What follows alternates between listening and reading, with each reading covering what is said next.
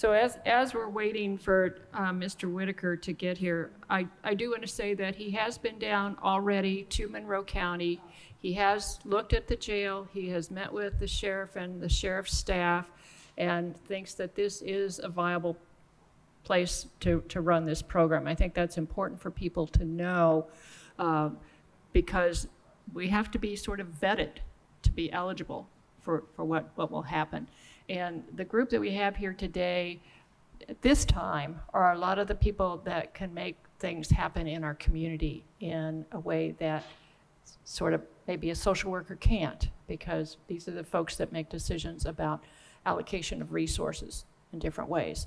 And so you all have gotten a copy, I emailed them out, but also made copies available of what the IRACS program is about. And when it was first started in 5 counties, and within about 6 months, they already started to see a difference, is my understanding. And one of those 5 counties was Delaware County, up in Muncie. And the sheriff from there, Tony Skinner, actually came down and also met with the sheriff's staff and came to a work session from the Board of Commissioners and was very, very positive, I felt, about the program and what it could do. I don't want to go into the program itself. I think that Mr. Whitaker can explain the things about the program much more fully than I can. But we would still be considered part of the pilot within the state.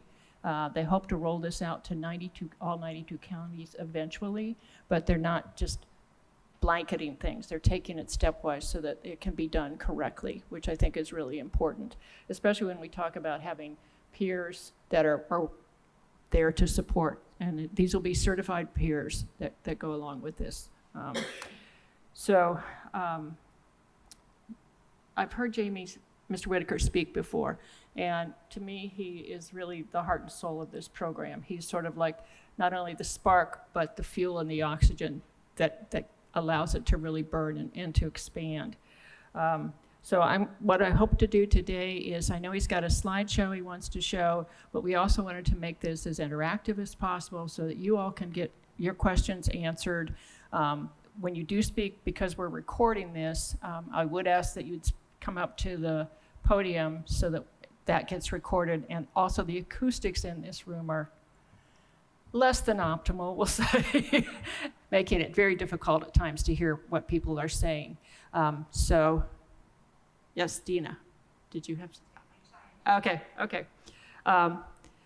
So if there are things that you felt like I could answer right now, I'm happy to, but it's really, like I said, it's Mr. Whitaker. We are going to be holding 3 different meetings. This group, as I said, is one of the groups. We're going to be talking with people who are involved with some of the treatment aspects tomorrow. And this afternoon, some of the folks involved with the courts, because they have to also be part of this in terms of what goes on with different things. So you're welcome to come to any and all 3 meetings. They are being recorded by CATS so that they can be watched later, and there are a few people that couldn't get here, so that information will be available to the general community about what we're trying to do as well. Isabel, you look like you might have questions. You mentioned 3 meetings. Yeah, we're doing one this afternoon at 3:30 for, like I said, more of the folks involved in probation and those kinds of things. And then tomorrow we invited folks from Amethyst House and Centerstone and people like that, because there is a slightly different focus, and we need multiple components within the community to really, really make this work. Yeah, Randy. What time is the one tomorrow? At 2 o'clock. It's here also. Yeah. Mr. Iverson. Yeah, the captioning's not picking up the questions, so as you hear them. I will repeat them. I want to know what time tomorrow. Yes, thank you. As we said, the acoustics in here are not the best. And since we do have representatives of the sheriff's office here, if you have anything to share also about your impression, please come up to the mic and share those, whether or not you think this is a benefit to our community and what you think it might be able to help us do, but it's my impression that they've seen a drop in recidivism very quickly.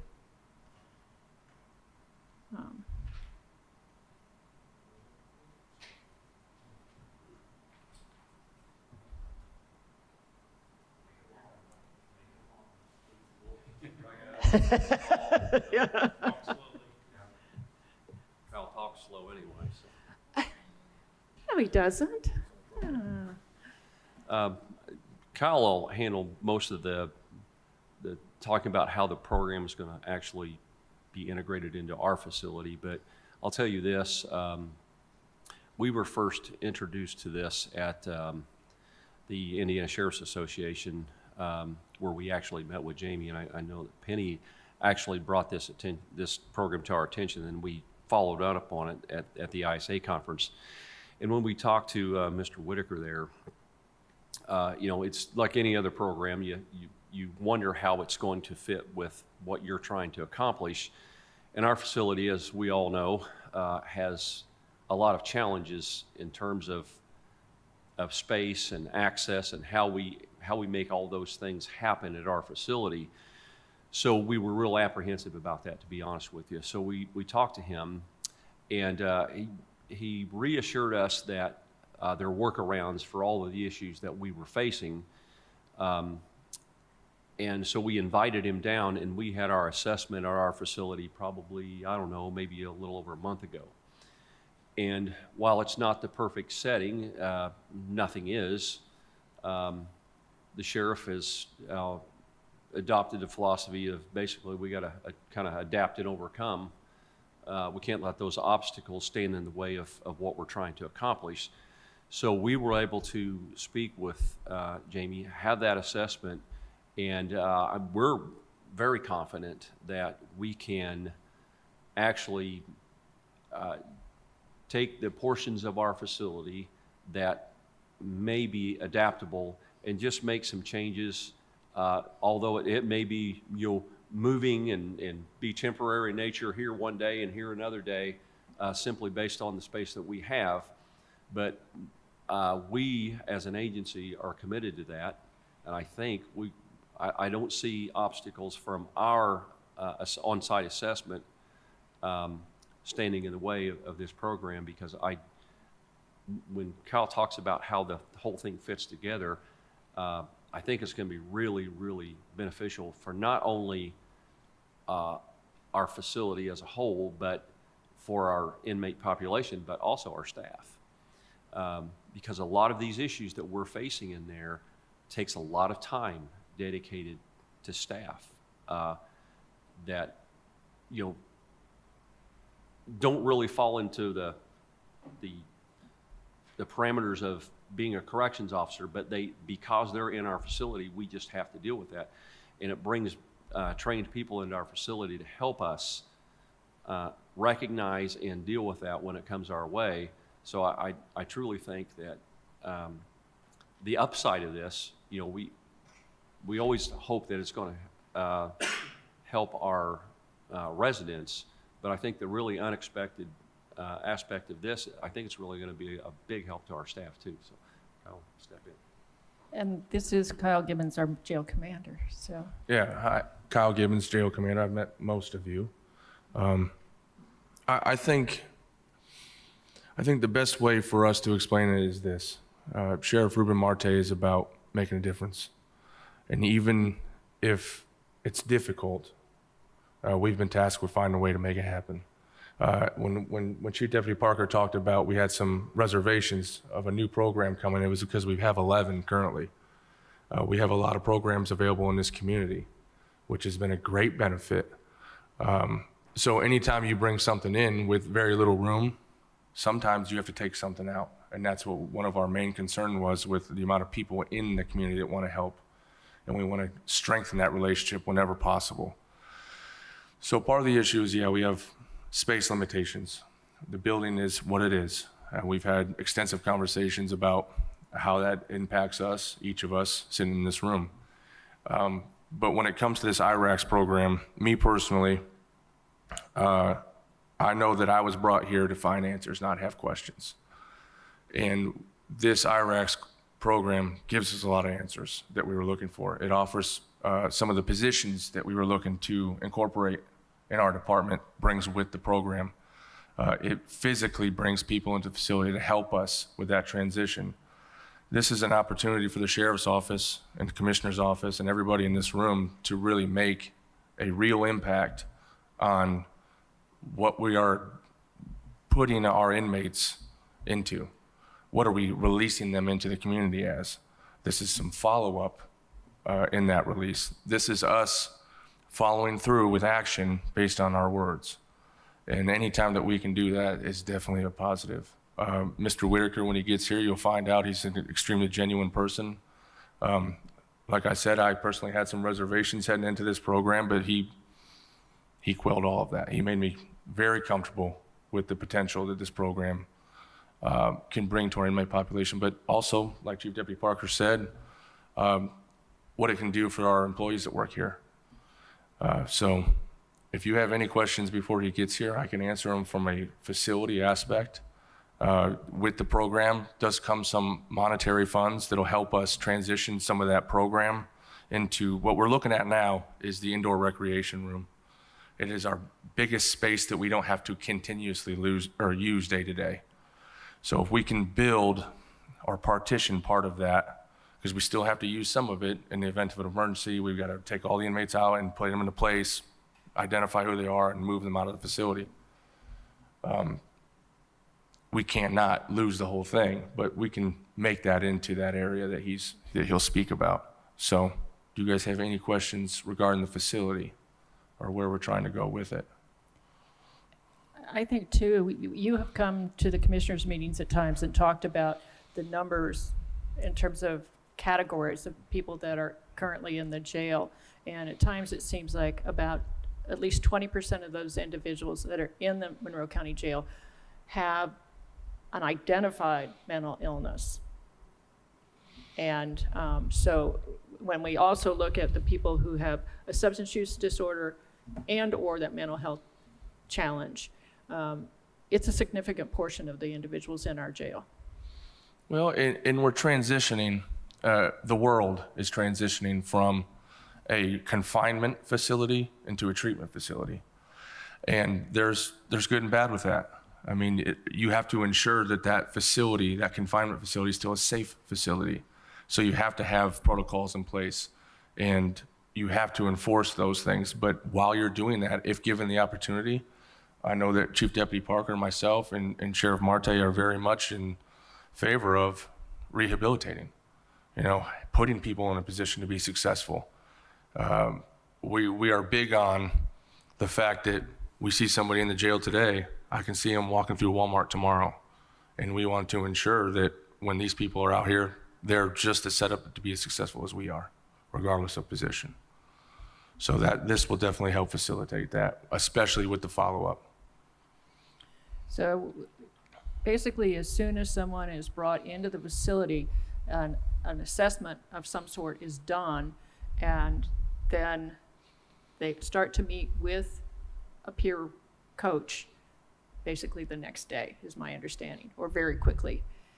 And then upon release, they are assigned somebody different who will then work with them in the community, connect them with resources, and follow with them. They'll be almost like a mentor. Yeah, this program has an impact on every single aspect of local government here. It is something, and this is why we have multiple meetings. This is why we have, we had Mr. Whitaker come in and ensure that we can even make this happen on our level. He's going to do that with the courts. He's going to do that with probation. He's going to meet with different offices. This is something that's going to take all of us, and that's why we're sitting here. This is not just a jail thing. It's not just an inmate thing. This is a community thing. And if we all can't make it happen, then it's not going to work. So the good thing is, this is a good community. I'm new to it, but it's awesome. In fact, sometimes we have too much help, which can never actually be a bad thing. But you can just tell that people care. It's one thing when you're in a situation where you're trying to figure things out and you're like, oh man, I really just don't know what we're going to do next. We never have to worry about that. we know that we have places that we can reach out, resources that we look into that can help us through that, which is incredible, especially for a large community. So.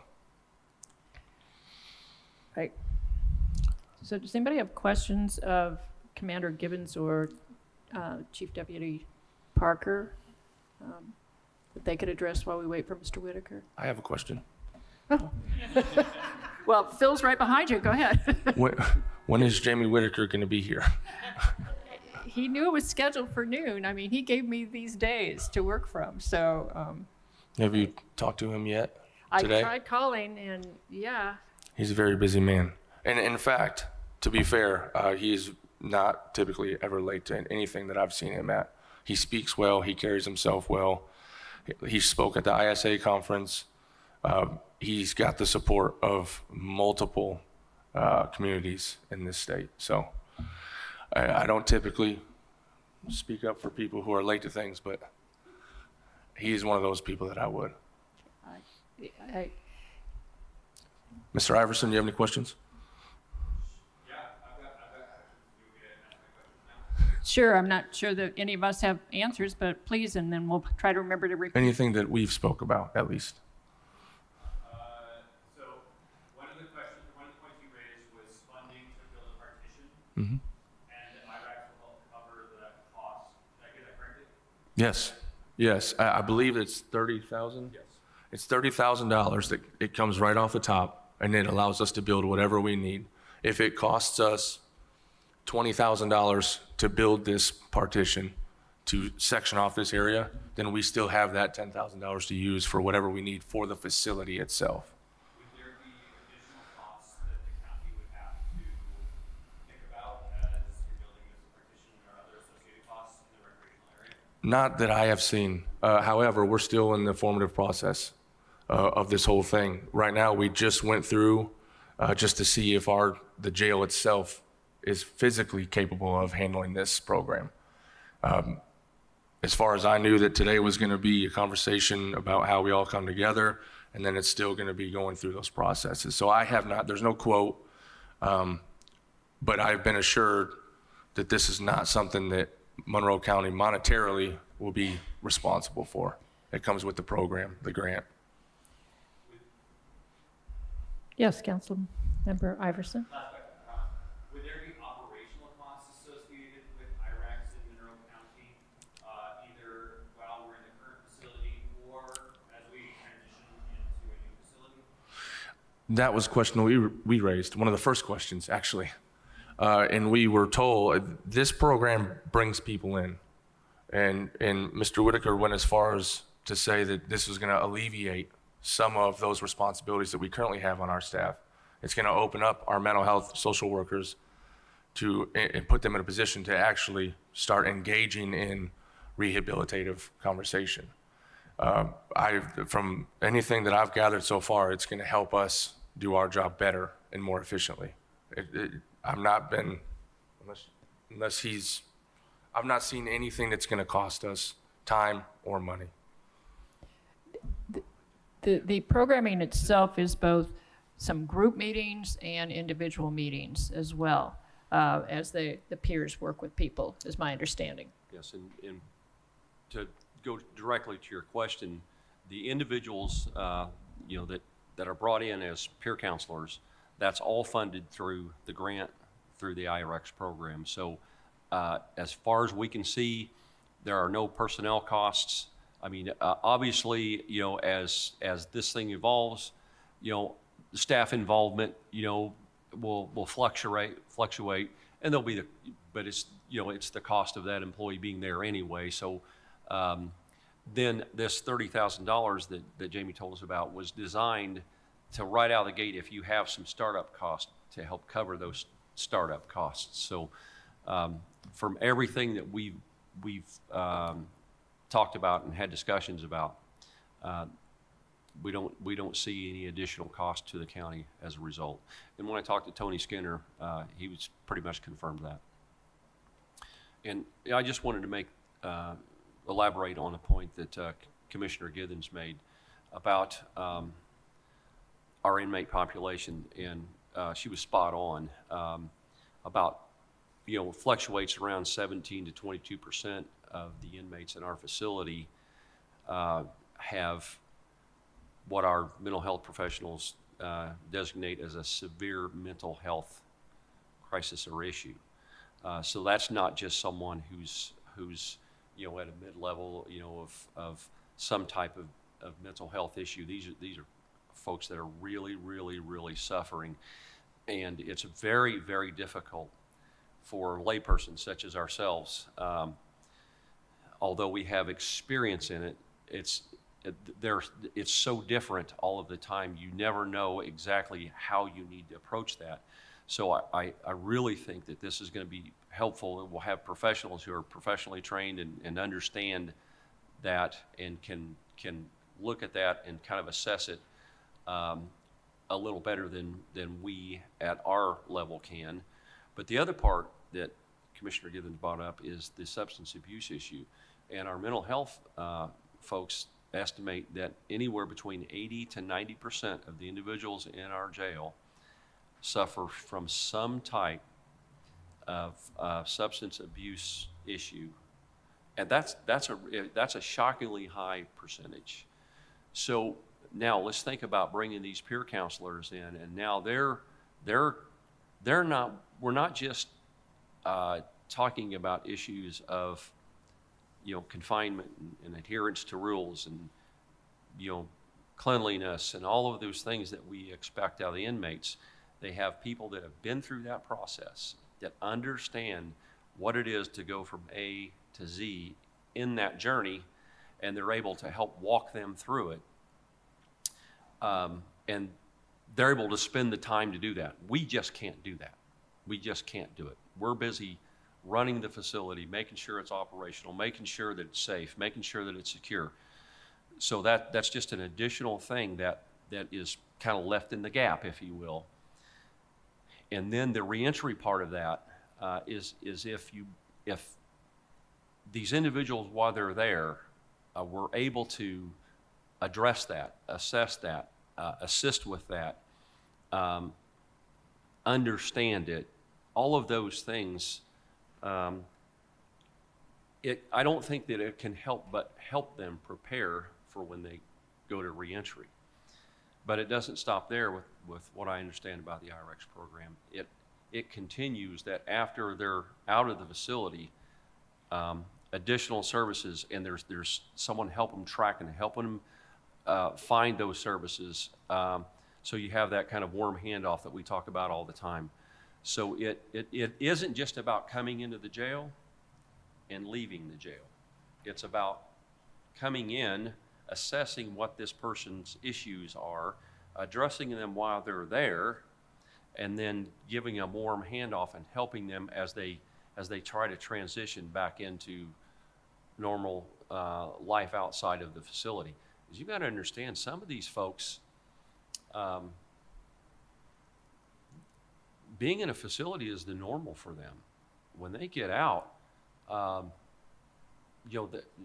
they're kind of lost. I mean, remember watching the old movie, The Shawshank Redemption, when the guy got out of jail, he didn't even know how to cope. He was just, they want to come back sometimes because that's what's normal for them. So hopefully we'll turn that around and we make them understand it's not as scary as you think. There's people there to help you. There's people there to assist you. And we make that transition and we make that life outside of the facility normal, as opposed to being in that facility and trapped in that environment that they just can't escape from without someone giving them a nice little tug.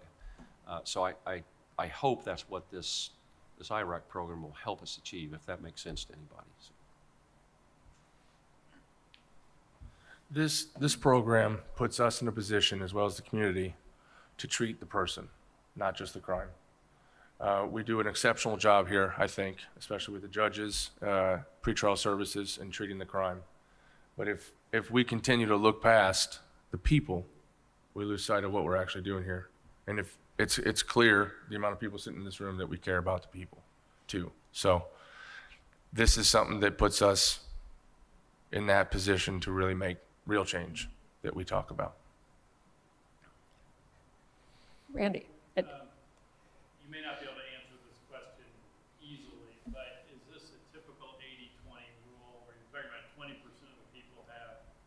serious mental health concerns, are they taking up 80% of your time? Sometimes. And just like Chief Deputy said, no one situation is the same. Everybody's different. Everybody has different factors they're dealing with, different things they're dealing with outside that's impacting them inside.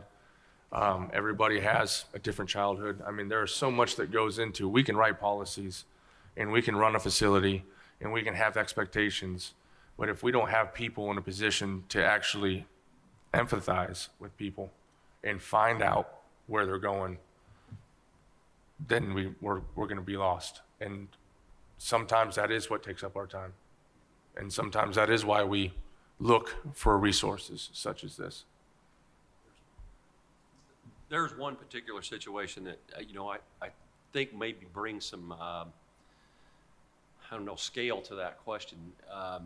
It's probably been about 3 months ago, and again, I want to thank the judges and particularly the prosecutor in this case. But we had one individual in our facility that this person had such issues and was so far into this mental health crisis that it wore out every member of our staff every day.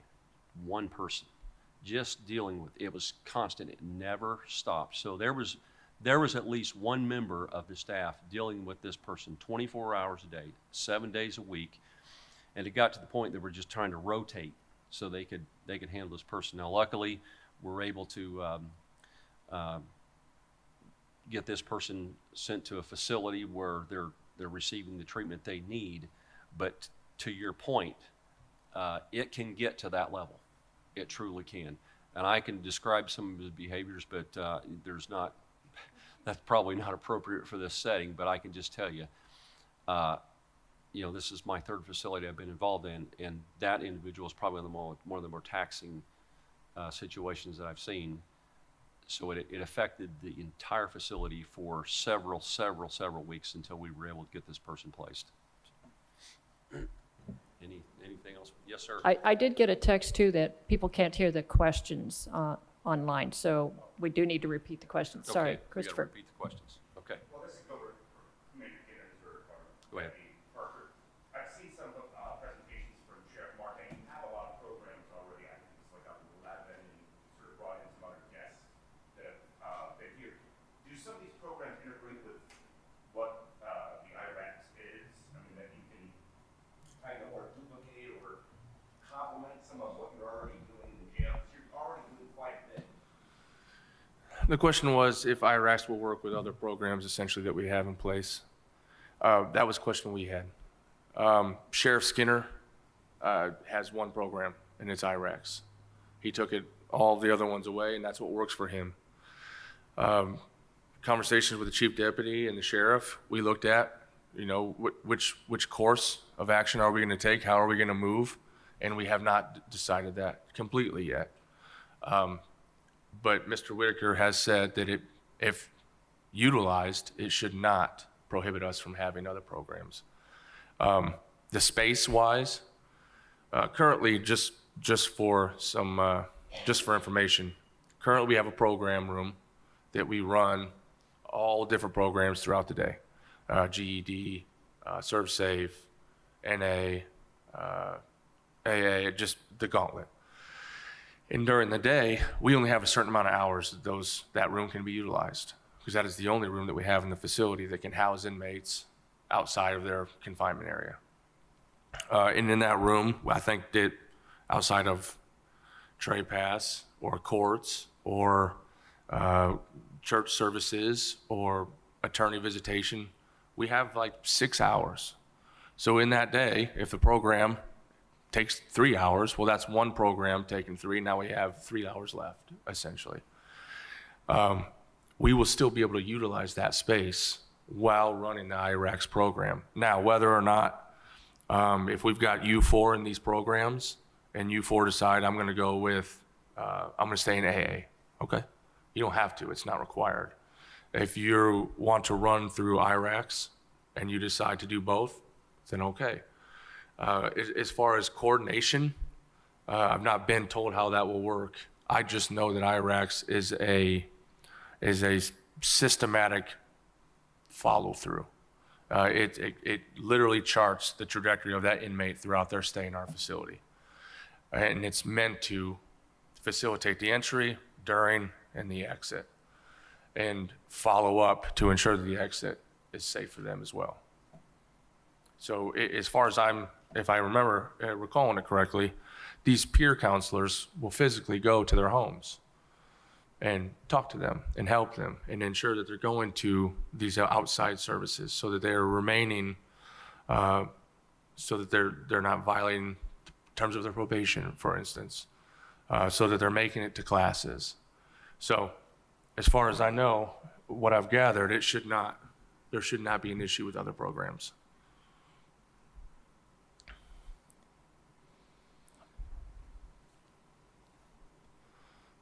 And now we all sit in silence.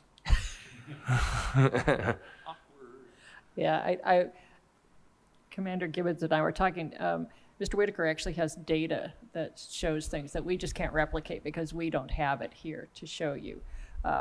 And so that's part of what we also needed to see is the kinds of, the numbers that they can work with, the success that they've seen so far.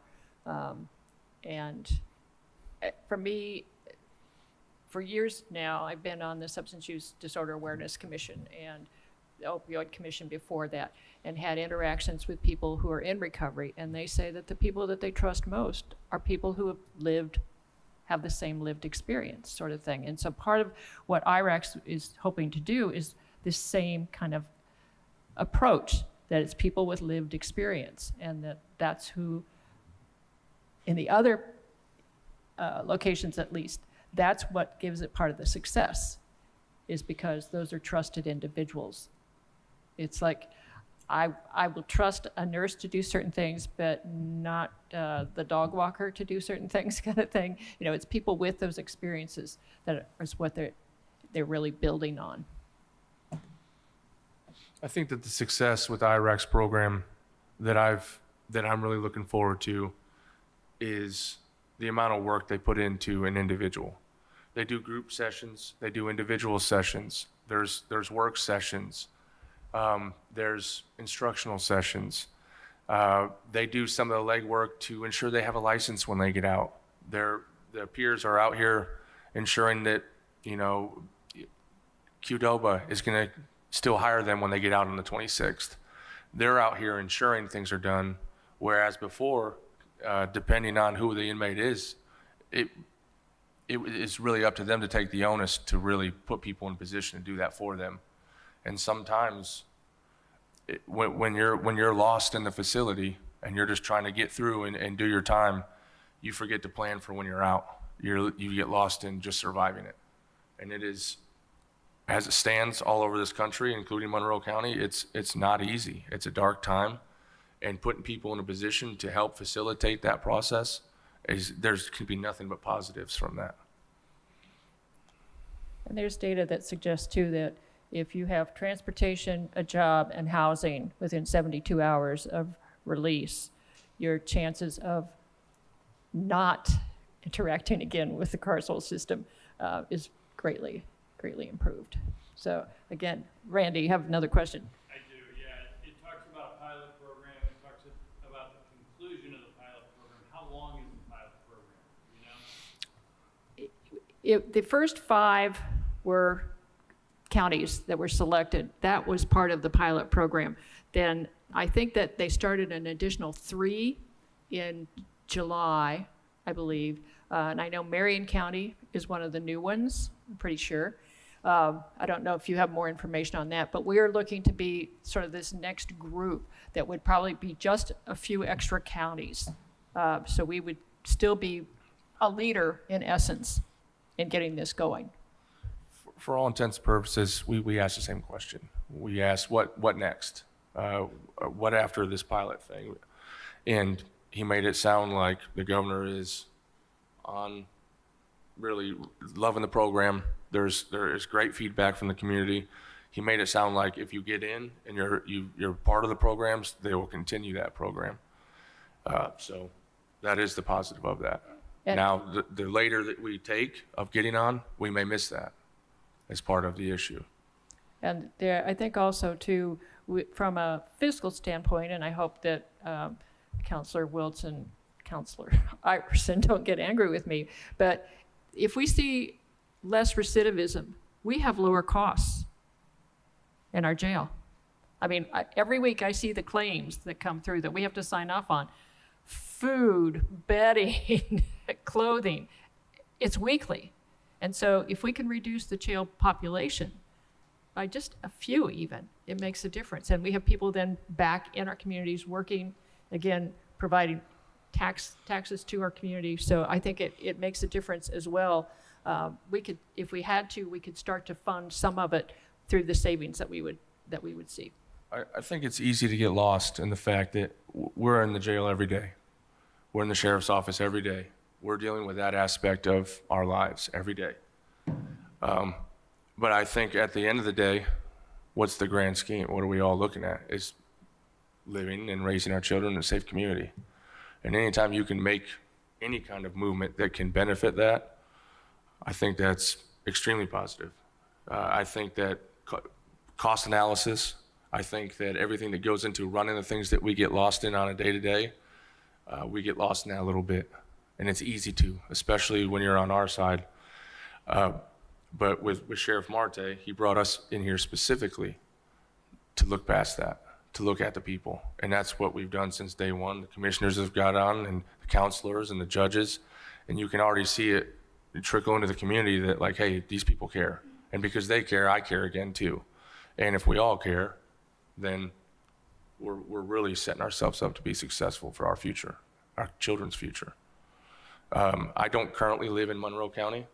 I will this time next year, but my son will go to school here. And it's very important. I'm taking him from a very safe community where there is no real issues aside from drugs, but that's a lot of places. But, you know, violence and the things that you guys have been dealing with down here for quite a while, and the things that I see coming in and out of the jail, that's concerning. And if I'm not making that change for my child, then how can I care about yours or anybody's? So I think that this is a strong step in that direction for everybody, for this community as a whole. Because the jail, the sheriff's office is just a part of it.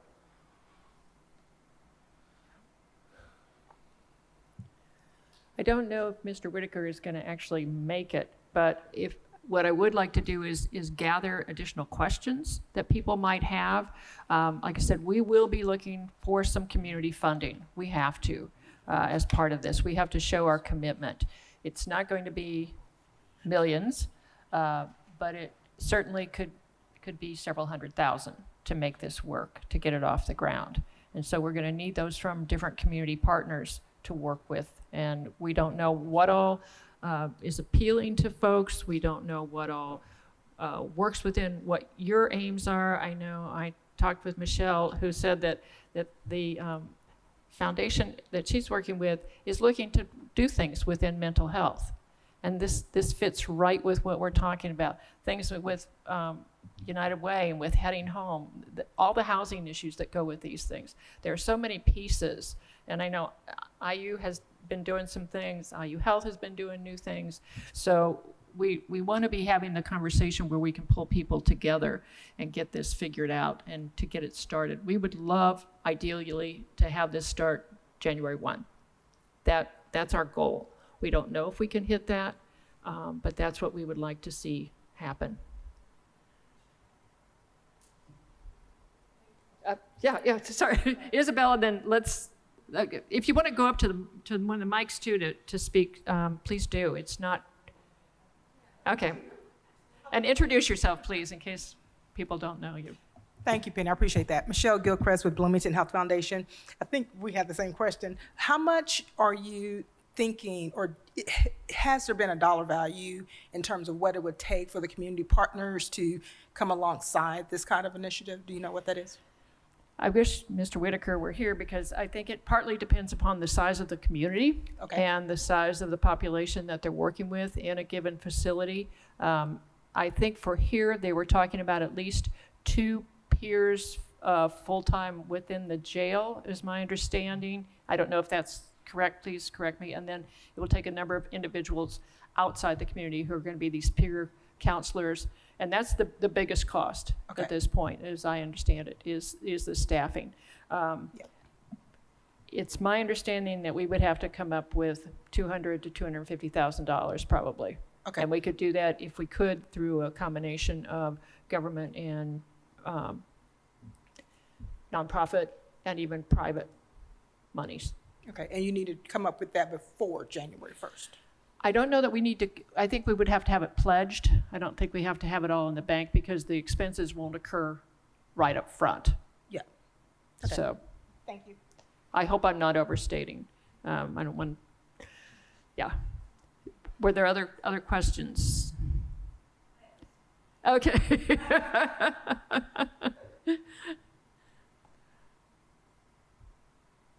Yes, Councilmember Wills. Thanks. I have a list here, but that brought in a question.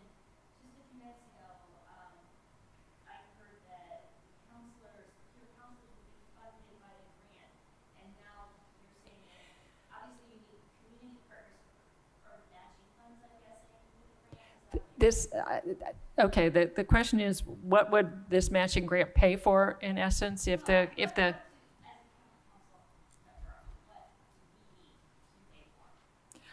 that's where I need Mr. Whitaker. I'm sorry, I don't have all that information. I don't know a lot more than what I've shared with you all, and that's why he's just so critical to all this. So I'm making note of that, okay? So, the peer counselors in the county employees or no. contracted and working for the state? Yeah. Do we, and this is a question probably for,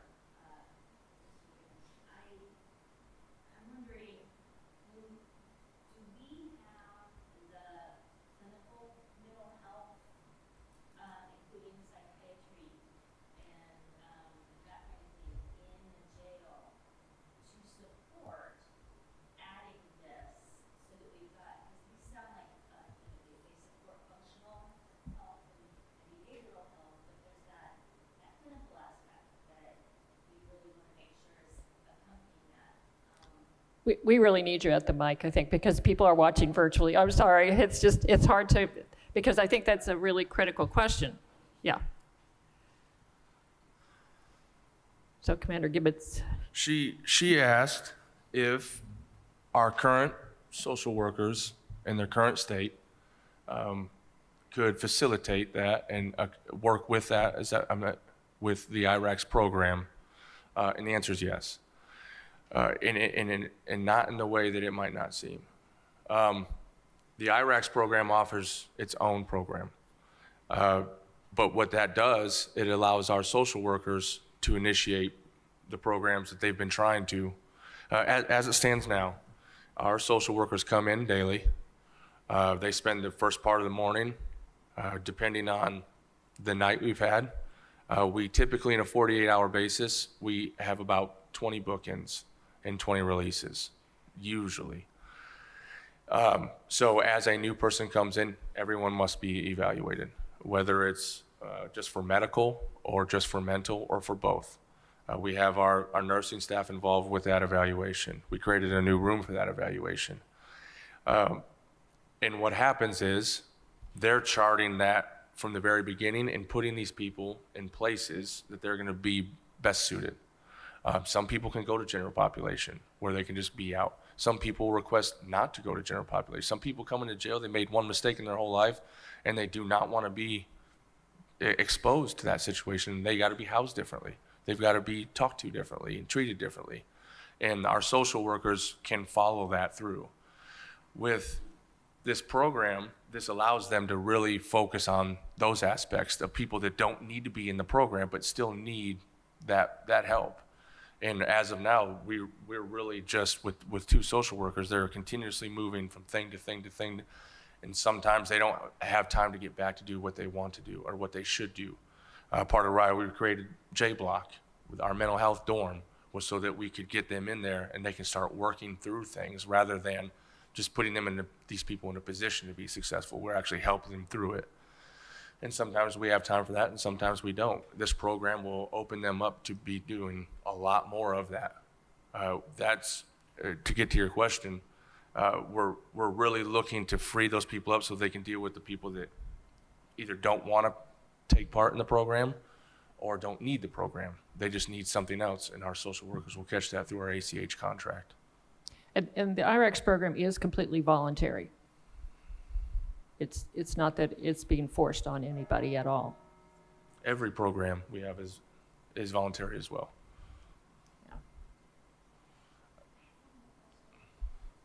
Yes, I mean, I want this kind of discussion. No.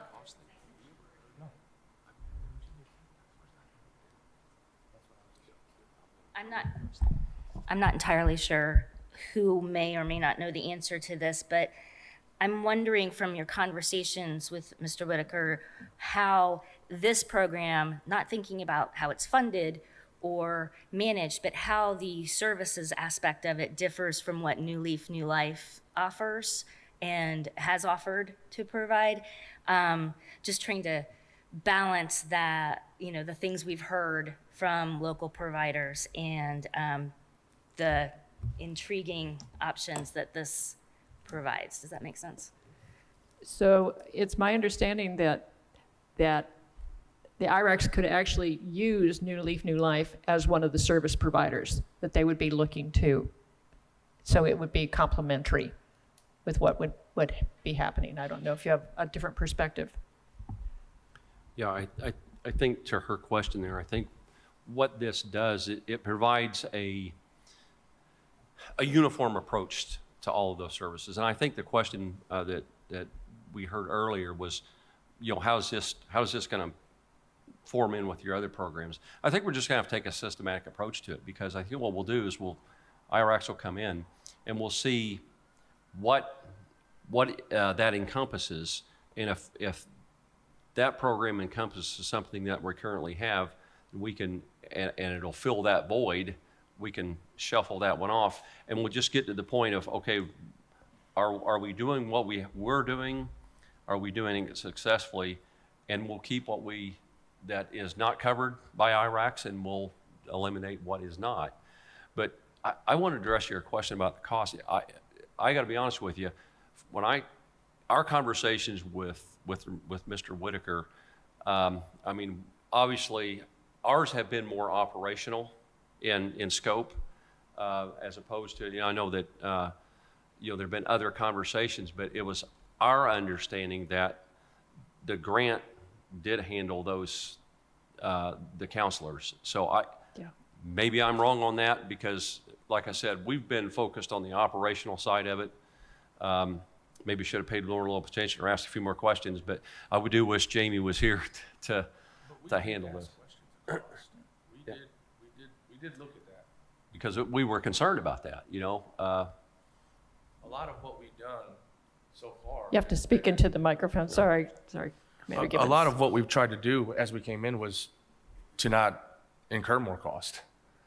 In fact, we work diligently to be cost effective for obvious reasons. So that was one of the very first questions we asked.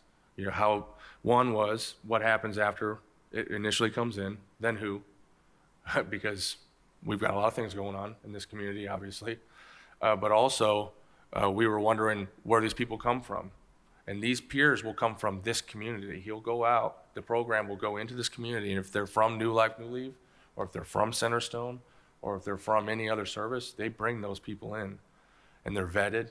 They go through an extensive training that they have to go through to really understand how this program works. From my understanding, that comes at no cost to this community and to Monroe County.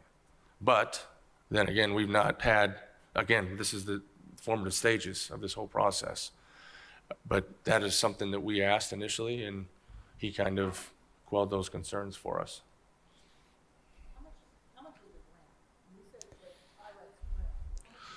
It's, I The wouldn't. first ones were $500,000, but it's not Yeah. clear that the subsequent ones will be.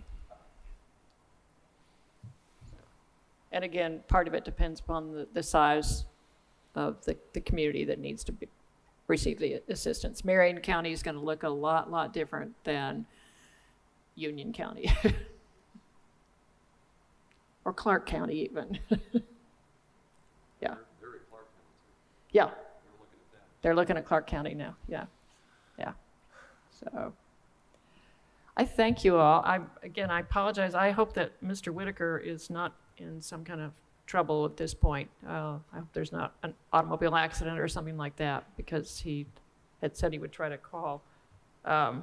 But we will, if we learn additional things through the other meetings that we think are important, I'll try to make notes and send those out to you. We'll try to answer some of these questions, get Mr. Whitaker to answer some of the questions. He will have a slideshow, and I'll try to make sure that that's sent out, or at least a link to it on where we have it stored, so you can access it as well.